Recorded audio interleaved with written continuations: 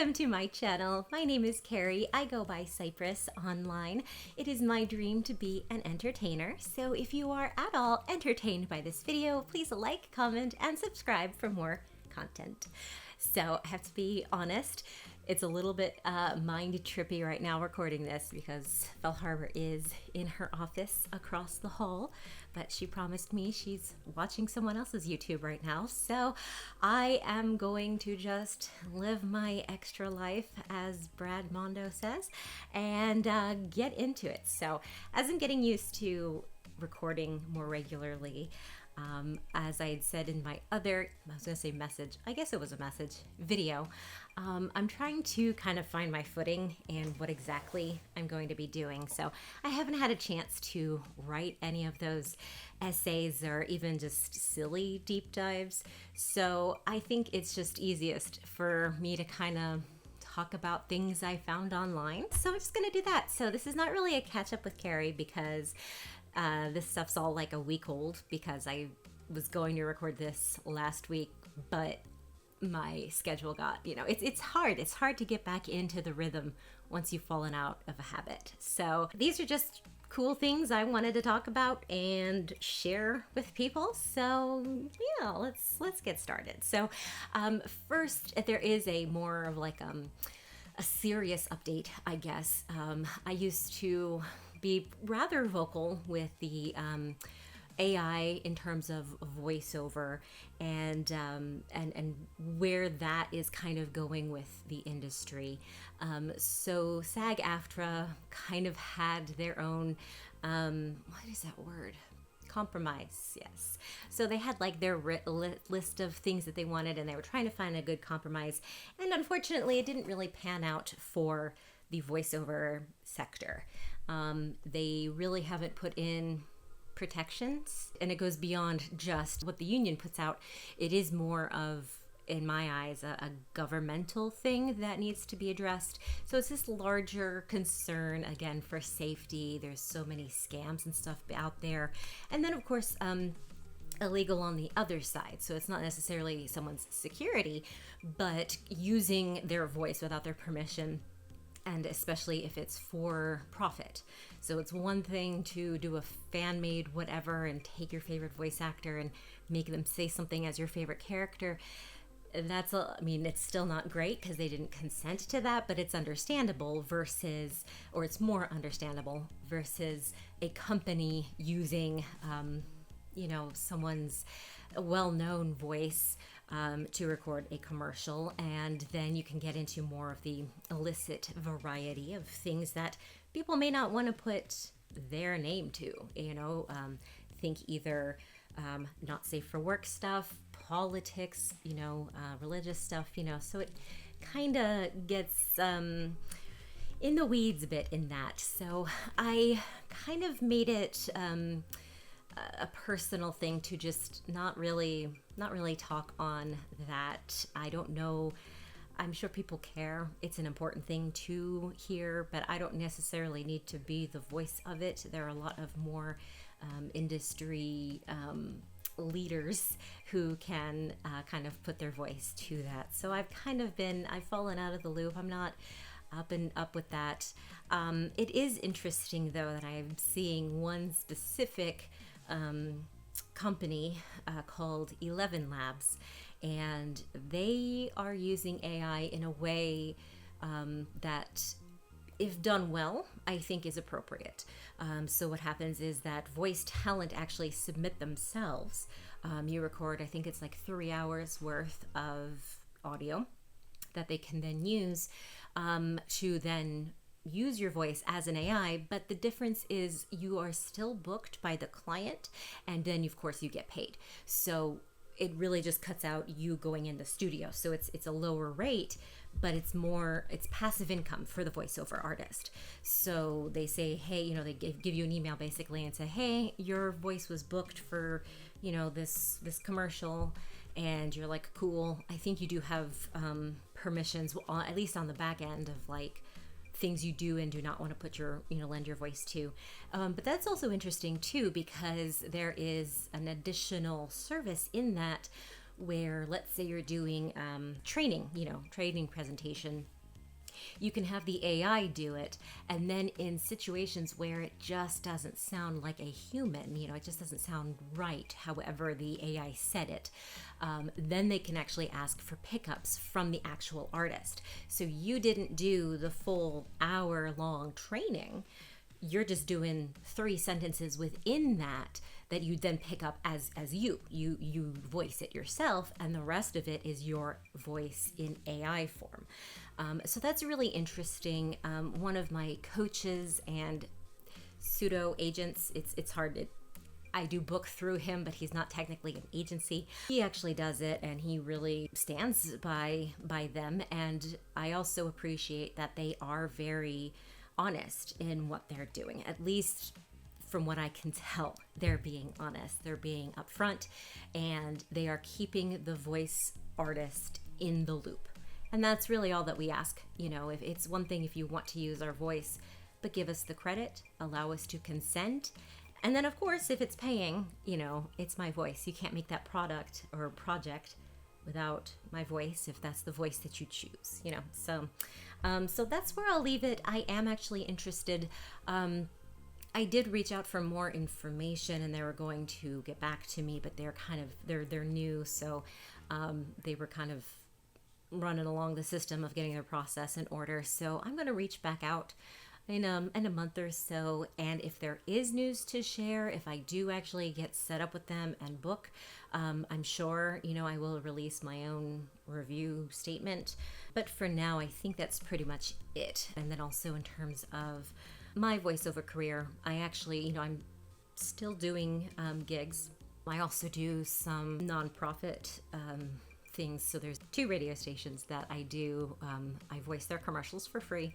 And so it's fun to kind of have run the gambit and everything. So that's still happening, but I'm not really going to focus on that so much.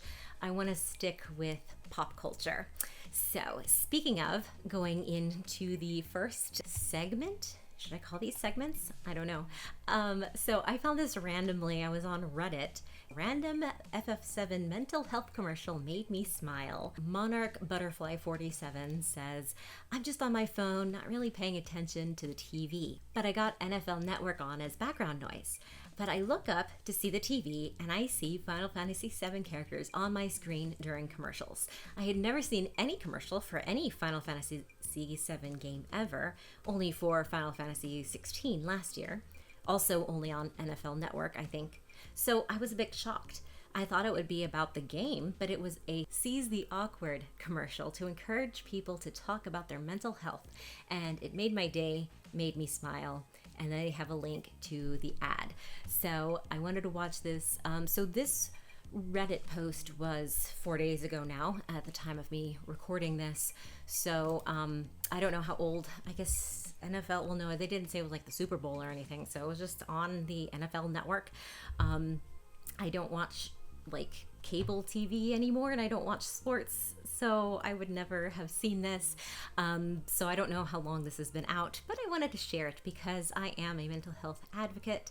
It's actually a mini series I was again going to write about and kind of post on here just to kind of explain the associated issues like depression and anxiety and stress, and just kind of like covering what it looks like for the average person and how to identify it, and then what to do once you think you may have something like this. And I was just going to go down, a list of a few things that I have. So, and then of course, I love Final Fantasy VII. It has a lot of sentimental value to me, so I'm not necessarily saying it was the best game ever, especially for the Final Fantasy series, but it just holds a special place in my heart. So when I heard that this kind of like did its own collab of 2 things I care about, I was like, sweet, I want to watch this. So I am going to watch and give my honest feedback, and you'll watch it too, so hopefully I'll get this set up correctly. Life's daily battles are not meant to be fought alone. We're not powerless, so long as we don't lose sight of what's important. Don't be afraid to seize that moment to talk to your friends. Cloud, you okay? Because checking in on a friend can create a safe space. The first step on our new journey. You coming? Reach out to a friend about their mental health. Seize the awkward. It's totally worth it. So that was cute. It was really cheesy. The voices didn't really seem to connect with the visual. Like, so obviously, like, the character voices is one thing, but like, I don't know. I just felt like a disconnect from the narration to it. But maybe it's because it was game clips from the game versus something that was like pre-made. I don't know. It just, I got a weird vibe in my head of, I don't know. I just felt like it said seize the awkward, and like it was an awkward commercial. So super cute that they did it, and it fits, especially with the characters. But that was a little weird. I wouldn't be surprised if it were fan made, but to hear that it actually aired, am I mean for saying that? I don't know. Let me know your comments down below. Maybe I'm being too critical. I try to stay positive. So hey, it's great that they did that. They tried. The choices were made. Okay, so moving on to less than stellar news. I need my glasses for this one. I'd heard about this on LinkedIn because I'm connected with people in the creative industry. So I'm going to read an article from rockpapergunshot.com. It was written by Nick Newman, published August 2nd. So again, I guess I'm not super late. It's just the 5th as I'm recording this, so we'll see. By the time this gets aired, it'll be pretty old. So it's titled, it's under Destiny 2, which is why I was like, when I heard, I was like, why are they having layoffs? I thought they were doing great. But so Bungie Layoffs, I don't know why I can't say the word layoff, couldn't be avoided even if Destiny 2, the final shape, had blockbuster performance, says report. The lauded expansion has apparently sold worse than the panned Lightfall.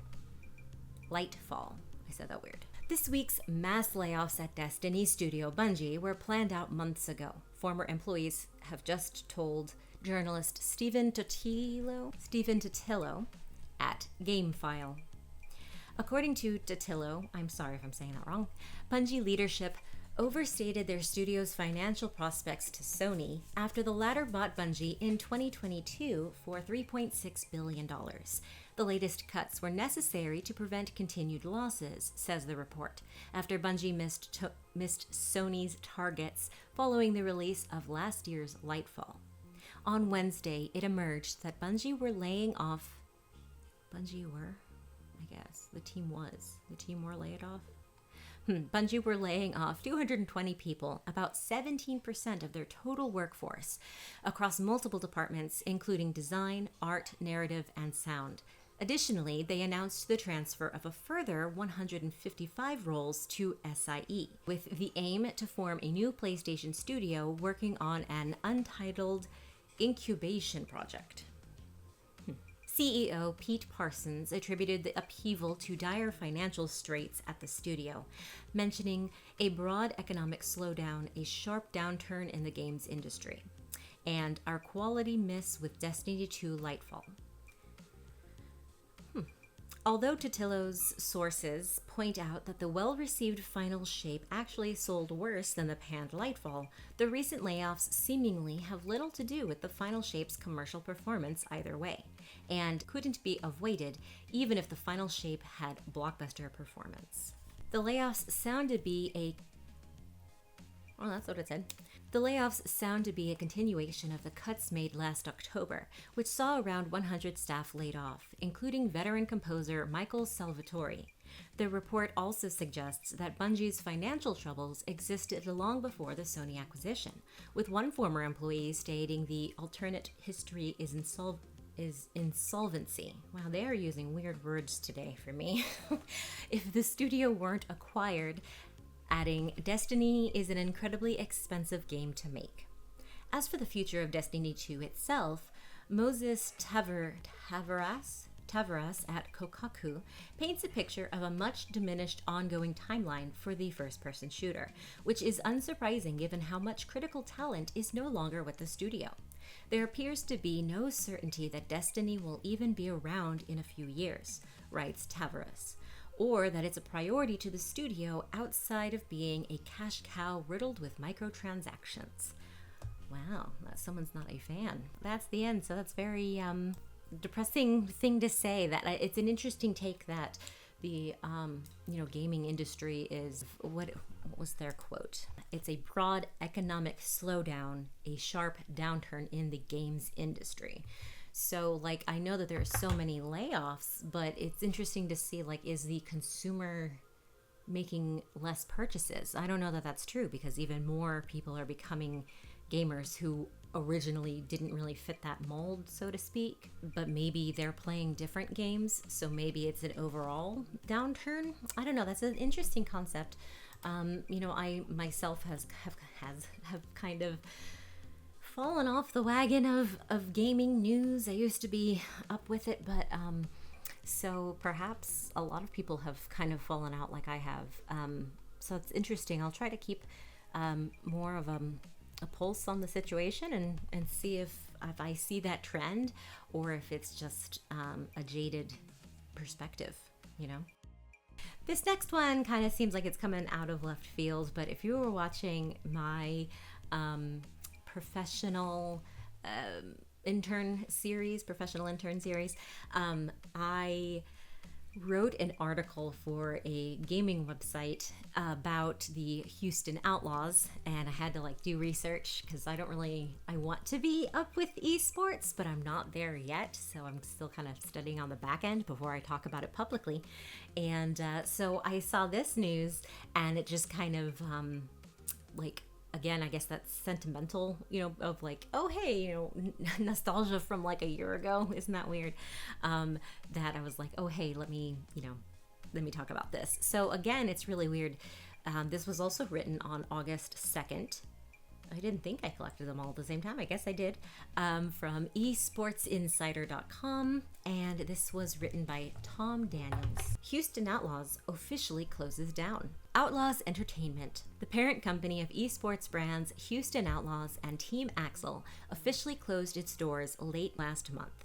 Outlaws released a statement on July 26th, thanking fans for their support, whilst also noting that the closure is due to being unable to deliver a sustainable business model. And I do recall when I did my research that that was the issue, was that they were switching over. They were so popular in Overwatch, in the Overwatch community, and then they were gonna switch and not do any Overwatch gameplay, and that was a weird move, and apparently it was the wrong one. Founded in 2017, Houston Outlaws was one of the inaugural franchises in the Overwatch League. Following the league's demise, Houston Outlaws pivoted to content creation under the Outlaws Entertainment moniker. The team's biggest achievement occurred during the final Overwatch League season, claiming second in the Overwatch League 2023 playoffs. This person likes whilst. Being in the franchise league since its inception, Houston Outlaws has undergone 3 different ownership stints during its lifespan. Firstly, the franchise was owned by Infinite Esports and Entertainment, Optics Gaming's parent company at the time. Ownership then changed hands to Immortals Gaming Club in 2019 after acquiring Infinite Esports. Due to the fact Immortals Gaming Group was already the owner of another OWL franchise, the company sold Houston Outlaws to Beasley Media Group in November of 2019. Beasley is primarily known as an American radio broadcasting company, which owns 59 stations. The news of the company's closure may come to somewhat of a surprise, given that Outlaws was recently announced as a participant in E2 Real racing series Prodigy Racing League.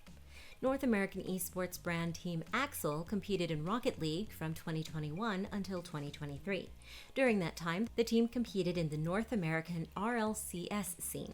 However, it never qualified for a major. Following Outlaw Entertainment's closure, Houston Outlaws X, their Twitter account, has since been deactivated. An excerpt from the statement reads, "We wish to convey our sincere appreciation to all the players, coaches, sponsors, and fans for being a part of this extraordinary experience. From all of the matches in the early days at Blizzard Arena to our one and only homestand in Houston." So yeah, that is sad. I do see the kind of like a decline in some of these, which, again, it kind of, let me finish my sentence. Decline in certain games in terms of like tournaments and that sort of thing. Like, Smash, I think, is pretty much over now. And like that, Overwatch. I think that is a natural kind of cyclical thing that we really hadn't seen happen before because we didn't really have anything back then. We do have a lot of like the old nostalgia, like speed runs of the original, Mario series, but that's a little bit different than like the up and comer, ooh, this is, the next best thing. And I think it's only natural that certain series or, IP or something will kind of cycle out and for something new. And so I guess it is difficult. It's a weird industry genre to be in, to focus and be awesome at one thing. I am thinking a little bit of like Twitch and YouTube streamers and content creators who, focus on like Pokemon or even, just Nintendo in general or Animal Crossing specifically. And it is hard when new content isn't coming out to keep it interesting. Minecraft, for example, it's really a wide, and endless possibilities, but you are always confined to that one playground.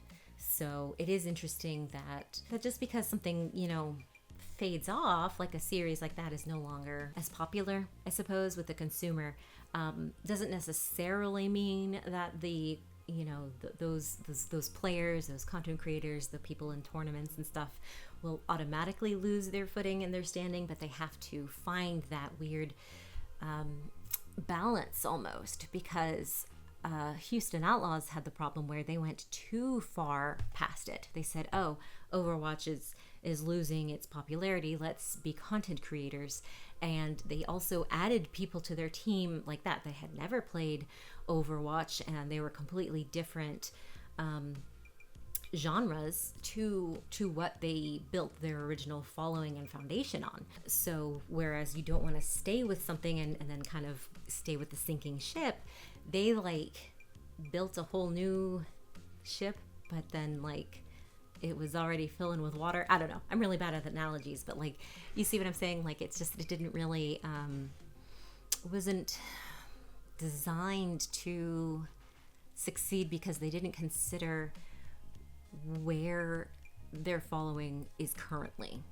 I can take my channel as a great example. Like, I have a few people watching, thank you so much, but I don't have like millions of followers. So me pivoting from creating craft videos to whatever the hell I'm doing right now is a little bit different because I didn't have that foundation. So I am able to make that maneuver.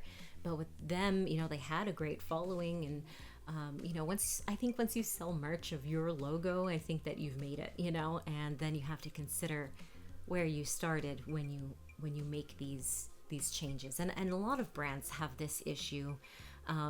It's not just, in the entertainment industry. That's why there are so many marketing strategists out there. It's not easy. It's not easy to make that pivot. Okay, my last thing I was going to talk about, I think I'm going to make a second video on. It is all about the Metal Gear Solid Delta, the Metal Gear Solid 3 Snake Eater reboot. But I have some articles and I just want to kind of like go through all the rumors and what we know so far. So I think I'm going to make that a second video instead of making this one too long and convoluted. So yes, I feel like this is the first video back in the saddle. My apologies if it was awkward. I feel awkward, and you should know it. So that will do it for me. Remember that you are loved, you are worthy, and whatever you are struggling with today will pass. Until next time, stay crazy.